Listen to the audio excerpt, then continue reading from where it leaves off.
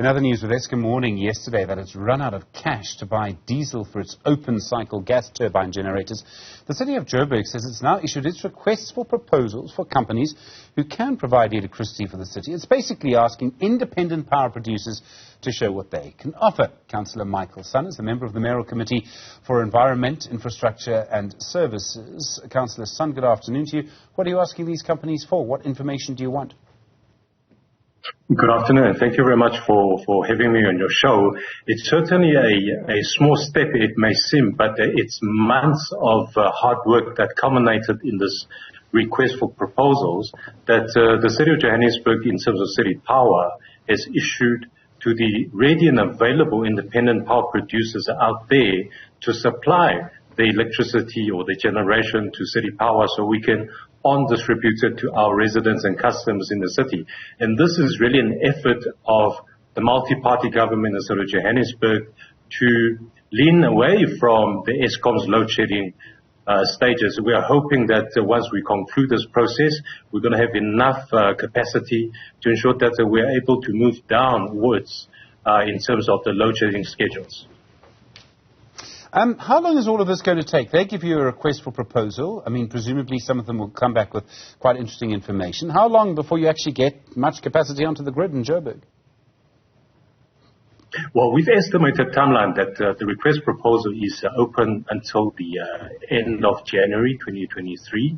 And by then we should have sufficient number of proposals that we can take to the Department of Mineral and Energy to say that we have all these suppliers available and ready to supply.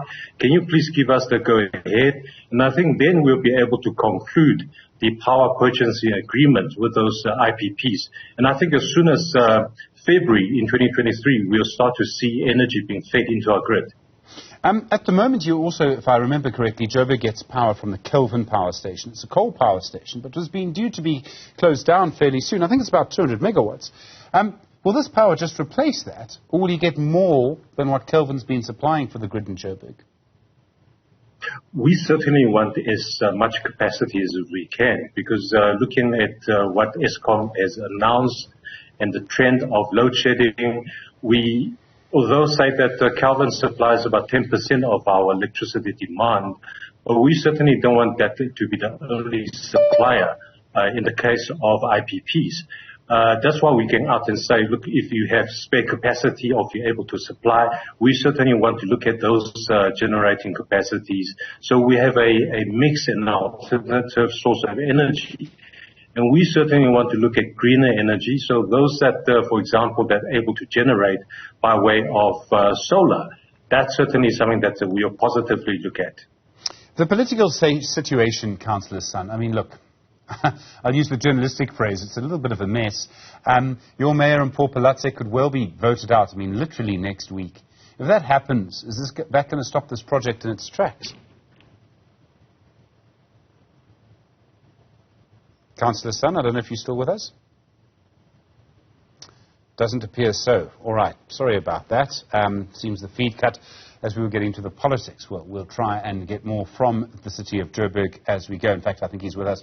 Councillor Son, I understand that we lost you, but you're back with us now. Let me put the question to you again. It looks like your mayor, so the administration that you're a part of, could be voted out of power next week. If that happens, will this independent power project in Joburg be stopped? This was never about politics. It's really about the lives and livelihoods of the customers and residents in the City of Johannesburg.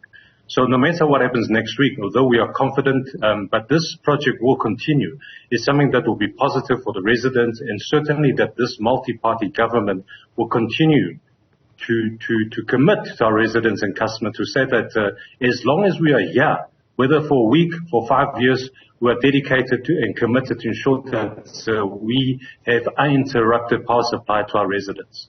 Councillor Michael Son, thank you, member of the Mayoral Committee for Environment, Infrastructure Services in the City of Joburg. I really appreciate the time.